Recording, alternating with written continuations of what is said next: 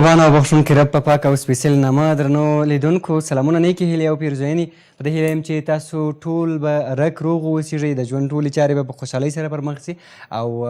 دغه ورځ به مو هم په خوشحالۍ سره پیل کړې وي. هیله ده چې تاسو هم تېره ورځ یا هم دغه اونۍ تر دې دمه په خوشحالۍ سره را رسولې وي او د ژوند په ټولو چارو کې برلاس او بریا ستاسو په برخه واوسیږي. دا د یو ځل بیا ستاسو د کورونو میلمانه یو له تاسو سره یو او زه البته نن هم یوازې یم خو وروسته به نور میلمانه هم را سره ملتیا کوي. یوازې به نه یم خو ستاسو ملتیا له ځان سره غواړم او په دې هیله یم چې تاسو هم را سره ملتیا وکړئ د خپرونې تر پایه پورې ما یوازې پرېږدئ. درنو دوستانو په دې هیله یم چې دغه ورځې هم د تیرو ورځو په څېر د خوشحالیو ورځې واوسیږي.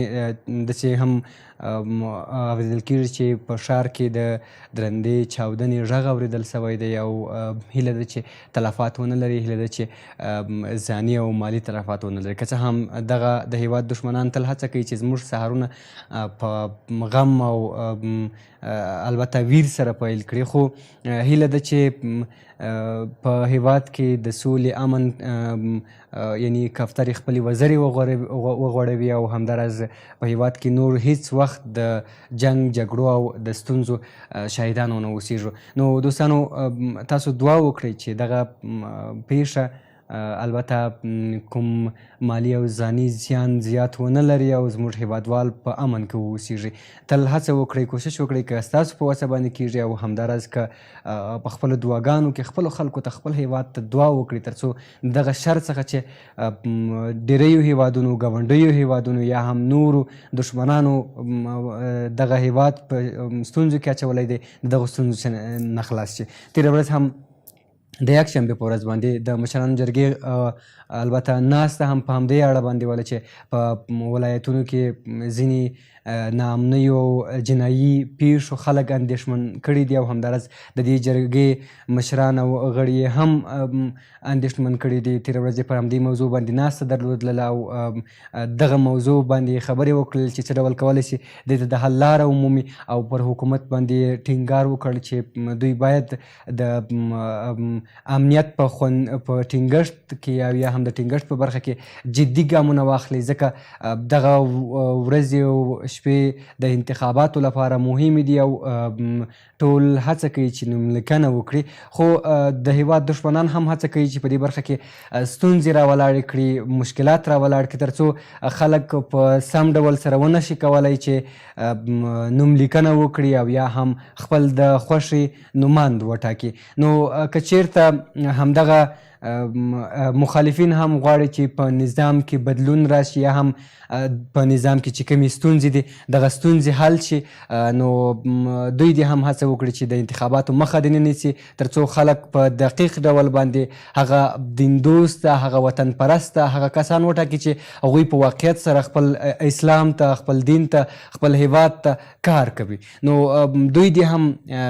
خلک تشویق کړي، خلک وهڅوي چې دغسې کسان وټاکي. نو که چېرته دغسې کسان ونه ټاکل شي نو داسې کسان به د پیسو یا هم رشوت یا هم نور له طریقې څخه دغه څوکیو ته لارې پیدا کړي او بیا به د دوی پر مخ باندې هم خنډ وي. نو هڅه وکړئ، تلاش وکړئ چې که غواړئ چې تاسو د دوی البته انتقاد هم دا ده چې نظام کې ستونزې زیات دي، که غواړئ چې د نظام ستونزې حل شي نو راځئ دغه خلک تاسو هم وهڅوئ تر څو هغوی هم انتخابات البته د آزادو انتخاباتو د شفافو انتخاباتو له لارې خپل نمایندان وټاکي، دقیق هغه کسان چې واقعا کار کوي او واقعا فساد نه لري، واقعا هغوی د ټولنې د خپل دین د خپل خلکو ته د کار کولو تږي دي، هغه کسان وټاکي. البته مشرانو جرګې هم همدغه تاکید ټینګار پر حکومت باندې درلوده چې د انتخاباتو د نوملیکنې د مرکزونو امنیت خوندي کړي او همداراز ځینې ستونزې چې په ولایاتو کې را پیدا شوي دي یا هم جنایي پیښې دي دغه پیښې او دغه ستونزې حل شي. نو په دې هیله یم چې تاسو هم هڅه وکړئ، تلاش وکړئ چې که چېرته مشکوکې پیښې ګورئ د خپلو امنیتي ځواکونو سره ملتیا وکړئ تر څو زموږ عام وګړي ستونزه ونه ویني. د خپلو ملکي وګړو په خاطر باندې دغه کار وکړئ، د خپلو هېوادوالو په خاطر باندې دغه کار وکړئ. نو زه هم نن میلمانه لرم انشاءالله په نورو خپرونو کې پر همدې موضوع باندې هم بحث او خبرې کوو. سناتور صاحبان به هم له ځان سره لرو، د هغوی سره به هم بحث کوو پر دې موضوع باندې. نو انشاءالله ستاسو ملتیا هم غواړم. نن را سره بېلابېل میلمانه دي، د هغوی نه مخکې غواړم چې د افغانستان په بېلابېلو برخو کې البته ما مخکې هم یاده کړې وه، بیا یې هم یادوم چې ښکلاګانې لري، خو په نړۍ کې هم بېلابېلې ښکلاګانې دي. نن غواړم چې د چین د دیوال چې د افغانستان سره هم سرحد لري، یوه برخه لري، د دغه دیوال په اړه باندې تاسو سره معلومات شریک کړم او همداراز دغه ویډیو له تاسو سره شریک کړم. د چین دیوال تاسو وګورئ چې څه ډول او په کوم هدف باندې دغه جوړ شوی و. تاسو وګورئ، بیا هم را سره ملتیا وکړئ، زه له تاسو سره یم.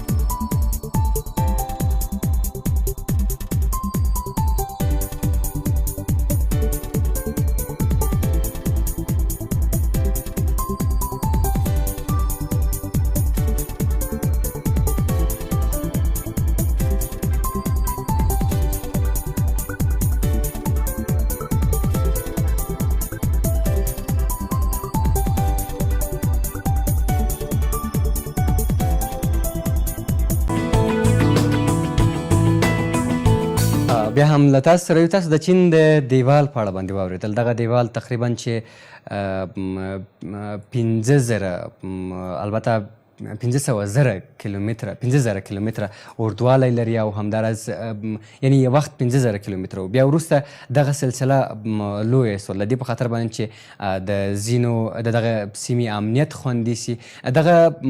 دیوال د افغانستان سره هم سرحد لري. د امنیت په خاطر باندې دغه دیوال جوړ شوی و او همداراز لرغونی دیوال دی. ما مخکې یاده وکړه چې بېلابېل میلمانه به راسره وي. ډاکټر صاحب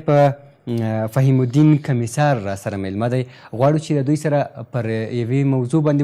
وغږېږو چې ډېری ځوانان ورسره لاس او ګرېوان دي او ډېری کسان دي چې په تشویش کې دي ورته چې دغه ناروغي څه ډول کولی شي چې له منځه یوسي، او ځینې کسان وایي چې دا د ځوانۍ په وخت کې وي، او ځینې کسان وایي چې نه کیدی شي چې دا ورک شي. د ځوانۍ دانیو په اړه باندې غږېږو ځکه زیاتره کسان چې بلوغ ته ورسېږي د هغوی پر مخ باندې دانې راخیږي او بیا دوی ډېر ورسره په تکلیف کې وي. دوی بیا بېلابېل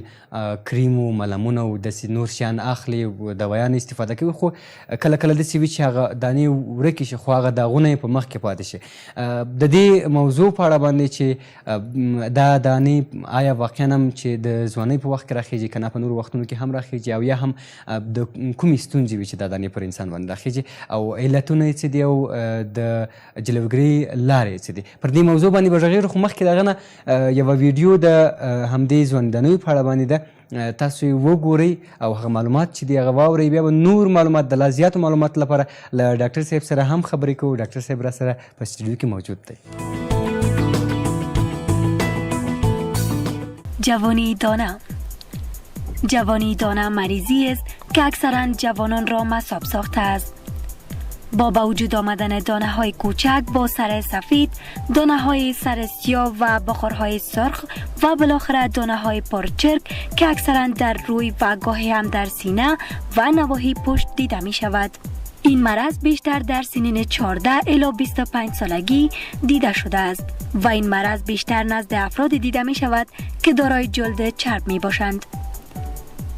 البته هم مرض طوری آغاز می گردد که ابتدا دهنه غدوات که سبب تولید چربی سطح جلد می گردد بسته شده و سبب می گردد تا چربی تولید شده توسط غده خارج نگردیده و در داخل غده تراکم نماید که سبب به وجود آمدن دانه های با سر سفید می گردد. در بعضی حالات دهنه غده چربی در اثر فشار که سبب تراکم شحم در داخل غده باز گردیده و به شکل دانه های سر سیاه دیده نشده، در حالی که در موارد دیگر دهنه غده باز نگردیده و سبب می شود تا شحم بیشتر در داخل غده تراکم نموده که این تراکم شحم محیط مناسب برای نشو نموی باکتری ها بوده و نشو نموی باکتری ها سبب می گردد تا دانه ها بزرگتر گردیده و التهاب در آن به وجود آید. دانه به رنگ سرخ دیده می شود و بزرگتر از دانه های سر سیاه می باشد. در مراحل پیشرفته دانه های بزرگ که مملو از چرک می باشد به وجود می آید که در نهایت دانه ها توسط مریض و یا به صورت خود به خودی پاره گردیده و تخلیه می گردد. البته بقایای مرض به شکل لکه های قهوه‌ای رنگ دیده شده است که عبارت از برجستگی سخت می باشد که در جای دانه های بزرگ قبلی به وجود آمده و به تدریج بزرگ می گردد و سبب خرابی در شکل صورت می گردد. فاکتورهایی که سبب تشدید جوانی دانه می گردد عبارت از تشویش های روحی روانی، چرب نمودن روی و موی و استفاده از مواد آرایشی جوانی دانه زا می باشد. در بسیاری از موارد بعضی از غذاها نیز سبب تشدید مرض می گردد، اما این نکته تا حالا تثبیت نگردیده است. بعضی مریضان از تجدید دانه هایشان را با اخذ غذاهای خاص مرتبط می دانند. از این رو گفته می شود که بهتر از مریضان از غذاهایی که سبب تجدید مرضشان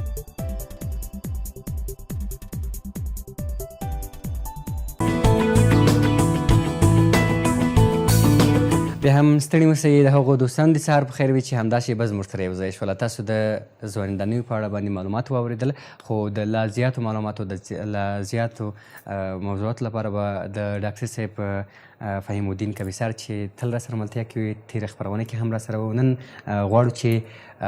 پر همدې موضوع باندې ورسره وغږېږو. سهار مو په خیر ډاکټر صاحب، په خیر راغلاست. سلامت اوسئ. تشکر. مننه کوم ستاسو څخه. سلام وړاندې کوم ستاسو ته او ستاسو د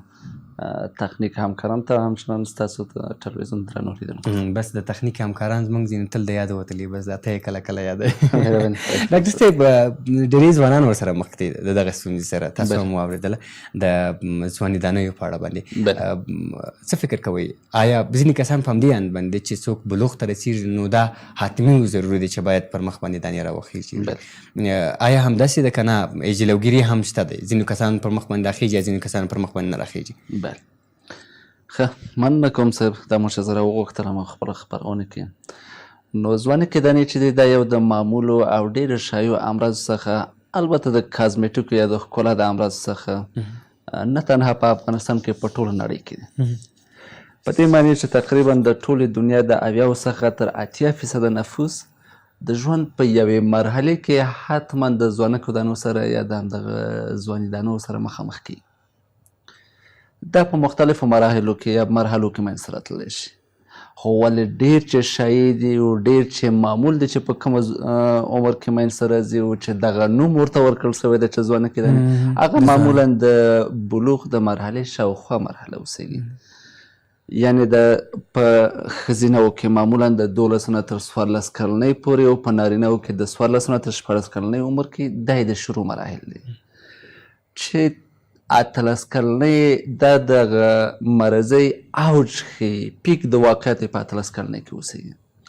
ولې تدریجا تر 15 کلنۍ پورې په اکثریت مطلق مذهبینو کې له منځ څخه ځي ولې په یو تعداد ناروغانو کې خصوصا هغه ناروغانو کې چې د وخیم یا شدید شکل چې موږ البته طبیعي اصطلاح ده سیویر اکنی یا سیویر یا شدید شکل د دغه ځوانکو دانې چې لري 15% واقعاتو کې د دغه شدید شکل په خپله 10% د ټولو ځوانکو دانو تشکیلوي چې 15% د هغه کیدای شي تر 15 څلوېښت حتی 15 کلنۍ پورې دوام وکوي نو اکثریت مطلق تر 15 کلنۍ پورې په خپله بېنفسي ډول سره او که چېرته تداوي کې خو بغیر له کوم مشکلاتو څخه ورکېږي او له منځ څخه ځي دا چې تاسو وویل چې دا په ځوانۍ کې وي او یا په نورو عمر کې هم کېدلی سي په دې معنی چې شاید تاسو هم شاید اوسېږئ بعضې هغه دوستان چې د داسې مشکل په کور کې ولري دا په نوي زېږېدلي ماشومانو کې هم منځته راتللی سي هغه ځکه منځته راتللی شي چې هغې دغه هورمونونه له مور څخه د مور په بطن کې اخیستي وي او همدارنګه دا کېدلی شي په یو تعداد خلکو کې چې لکه څنګه مې چې مخکې درته ویلې په 15 څلوېښت او 15 کلنۍ کې هم موجود اوسئ او هغه هم علت مې درته وویلې چې په هغه تعداد کسانو کې چې شدید شکل ولري د همغه 10% تقریبا 15% تشکیلوي چې دا تر دغه عمره پورې دوام کوي د وقایې له خاطره بدبختانه ووایم چې داسې څه نه لرو چې ترسره یې کوو ولې د داغ او د لکو د نه راتلو او یا د هغه څخه د جلوګیري په خاطر باندې بله مختلفې لارې چارې لرو بالخصوص هغه دوستان چې په دغه مشکل باندې اخته دي او مصاب دي او د مشکل لري چې تقریبا ما ویل چې اکثریت ځوانان او نوي ځوانان په خپل د ژوند په یو مرحله کې له ځوانکو دانو سره مخامخ اوسېږي نو توصیه مې ورته دا ده چې فشار مه ورکوئ میش کوئ چونکه چېرته تاسې وش کوئ او فشار ورکوئ نو حتمي ده لکه خو حتمي ده چې پرېږدي ولې داغ پر ځای پرېږدي چې بدبختانه داغ هم د درملنې نظر څخه زیات وخت اړتیا لري او هم د لګښت یا هزینې نظر څخه څو برابره ډېر نظر هغه فعال مرحلې ته لګښت لري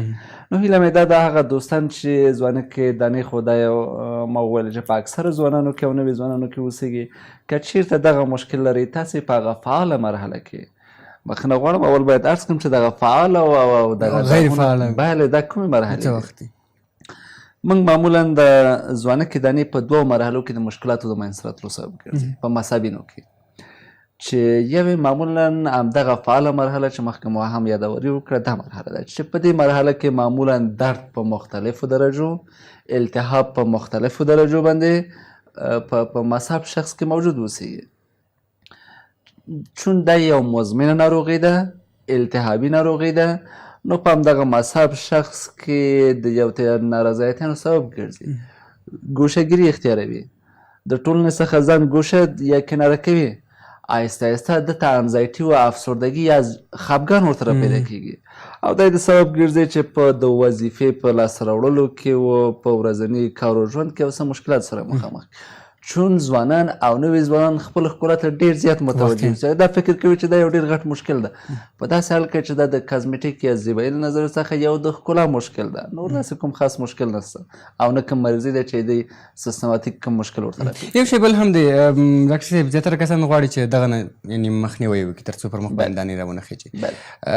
داسې کوم لاره شته دی چې دوی کله هم پر مخ باندې دانې راونه خېږي ځینې کسان بیا دا فکر کوي چې که یو څوک فرض مثال مرچ زیات زیات وخوري پر مخ باندې دانې راخیږي یا هم نور داسې غذاونه استفاده وکړي پر مخ یې دانې راخیږي. څه فکر کوئ دې ته؟ سلامت اوسې، دا ډېره ښه پوښتنه ده. یو ته د تحقیقات مخکې له ده څخه شوي په تېرو کلو کې چې البته شیوه د تحقیق غلطه وه، نادرسته وه په ټوله دنیا کې ده چې څه په موډرن او مترقي ملکونو کې معمولا ریسرچونه په امریکا او اروپا کې کېږي. هغوی پر ځینې غذاګانو باندې تحقیق کړی و چې دا د تشدیدېدو سبب ګرځي او فلان غذاوې د کمېدو سبب ګرځي، چې وروسته بیا دا ثابته شوله چې هغه شیوه د تحقیق ناسمه وه. په دې معنی چې هغوی تحقیق کړی و هغه څوک چې شوکولات یا چاکلیټ څخه استفاده کوي، هغه څوک چې د شوده او د شوده د ملحوقات څخه استفاده کوي، په هغو کې معمولا د ځوانکې دانې زیاتې اوسېږي.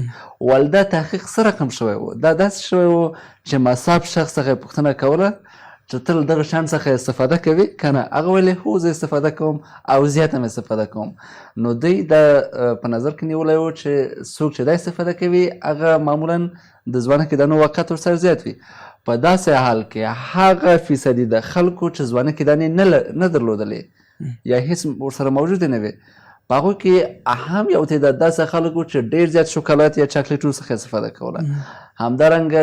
د شوده د ملحوقات څخه ول هغې هیڅ ځوانکې دانې نه درلودلې. نو په دې خاطر هغه شیوه د تحقیق چې هغه وخت کې شوې وه او داسې یو نتایج یې لاسته راوړي وو هغه وروسته نادرسته ثابته شوه. نو په هغه خاطر هغه دوستان چې مصاب دي له دغسې مشکلاتو څخه اول غذایي پرهیز په هیڅ صورت شخصا زه ورته نه توصیه کوم، ځکه په داسې یو معتبر ریفرنس کې جهاني چې سل په سلو تایید شوي اوسېږي چې تاسې له دغه شیانو څخه کمه استفاده وکوئ، خصوصا په غذایي رژیم کې، تر څو د ځوانکو د منځته راتلو څخه مخنیوی وشي موجود نشته دي. نو ځکه دا به فکر کوم چې ظلم یا زیاتی اوسېږي زموږ د لیدونکو او یا د هغه مصابین څخه چې دغه مشکلات لري او زه ورته وایم چې دا استفاده مه کوئ. خو بیا هم درته وایم هر هغه د خدای نعمت چې په دنیا کې څه استفاده وکړي ولا بغیر له سټرس څخه، ځکه یوازینی شی چې هغه ثابت شوی د سټرس یا خفګان اخیستل یا فشار اخیستل، هر هغه شی ولو که یو ګیلاس اوبه هم اوسېږي که په سټرس او فشار یې واخلي هغه د یو تعدادو هورمونونو د تنبیه سبب ګرځي او هغه سبب کېږي چې د ځوانکې دانو د زیاتوي سبب. یو شی بل هم راته ووایه چې کله هم دغه دانې پر مخ باندې راخیږي ځینې وخت داسې وي چې بې شمېر سي، بې اندازې زیات سي. ځینې کسان په خپل په سر باندې ځینې ملمونه د دواخانو څخه اخلي هغه استعمالوي. دا څومره زیان لري او آیا کومه لاره لري چې ډاکټر ته باید مراجعه وکړي ورشي؟ څه رقم سیستم دی؟ ښه، د تداوی له خاطر مختلف لارې چارې شته، ولې په خپل سر درملنې مختلف مشکلات منځته. ځینې ډاکټران وایي چې دا بل علاج نه لري، خالي بس باید واده وکړي دا کس، یعنې د هغې نه وروسته بیا دغه ډېر ښه شي ته اشاره وکړه. غواړم چې په همدغه هم هغه دوستان چې مصاب دي او معمولا دا مصابین د دغه مشکل نوي ځوانان او ځوانان دي دوستانو او هغه خلک چې دا مشکلات لري ښه دا په غوږ کې ونیسئ. که چیرته تاسې ځوانکې دانې یا دانې لري او دوستانو کورنۍ بعضې ملګري انډیوالان حتما دغه توصیه کوي چې تاسو واده وکوئ، نو د واده سره دغه مشکلات کمیږي. مخکې ما ډاکټران پر موږ باندې دا مجردین نه پیرزو مخکې مې عرض کړلو چې دا په معمولا په نجونو کې 12-14 کې شروع کېږي، په هلکانو کې د 14 نه تر 14 شروع کېږي، په 18 کلنۍ کې اوج ته یې رسېږي، پیک د واقعیت اوسېږي تر 15 کلنۍ پورې معمولا ختمیږي. بله، په اکثرت د مطلقو مصابینو کې د تداوی په اړه غږېدلو. بله، نو معمولا دغه څوک چې واده کوي، ځوانان چې واده، هغه رنج هم د 20 څخه تر 15 کلنۍ پورې اوسېږي. نو کله چې دغه وخت کې واده وکړي، په هغه وخت کې دغه ځوانکې دانې هم په خپله جوړېږي، ځکه هغه نارمل سیکل هم دغه رقم ته ده. نو دوی ربط ورکوي دغه له واده سره، په داسې حال کې چې علمي او منطقي داسې هیڅ کوم شی موجود نشته، صرف همغه د وخت تېرېدنه ده. کله چې هغه مرحلې ته یا سن ته ورسېږي دا په خپله ښه کېږي. نو هغه کسان دوستانو چې تاسو ته دا ربط ورکوي د واده سره، زما تاسو ته د توصیه دغه شی ده چې خپل هغه قیمتي وخت مو چې دا اوس تاسو د ځوانۍ او نوې ځوانۍ په مرحله کې یاستئ چې باید تعلیم وکړئ، تحصیل وکوئ او خپل هغه د ژوند هغه پورتني هغه اوج ته د زده کړو ځان ورسوي، هغه مرحله ده. واده وروسته بې واده انشاءالله نه پاتې کېږي. توصیه مې دا ده چې واده سره دا هېڅ ربط نه لري. خپل تحصیل و تعلیم مخته ویسي، انشاءالله چې ځوانه کیدانۍ به مړه کېږي او واده خو حتمي ده. انشاءالله. ډېره زیاته مننه ډاکټر صاحب چې راغلی و زموږ بلنه. خوشحاله اوسئ. ډېره مننه. بس د دې نه هم پوه شولو دوستانو چې ځینې کسان تشویش کوي چې د مرچو دغه تیزو یا هم ځینې خوړو نه دغه دانې را پیدا کېږي، او ځینې کسانو هم دا تشویش درلود چې ځکه پر مخ باندې مې دانې وي نو زه باید واده وکړم، او که یعنې یو څوک پیسې هم نه لري ځان قرضدار او ګاډه کړي تر څو د دې ستونزې نه ځان خلاص کړي. خو نه، دا خبرې نشته. ډاکټر صاحب وویل چې په دې موضوعاتو باندې نه، دا خپله وخت ځان ته وخت لري، ځای لري، خو یعنې هغه ټایم لري چې تر څو کلنۍ پورې دغه وي. نور مېلمانه هم لرو، تاسو هم راسره ملتیا وکړئ. خو اوس یوه لنډه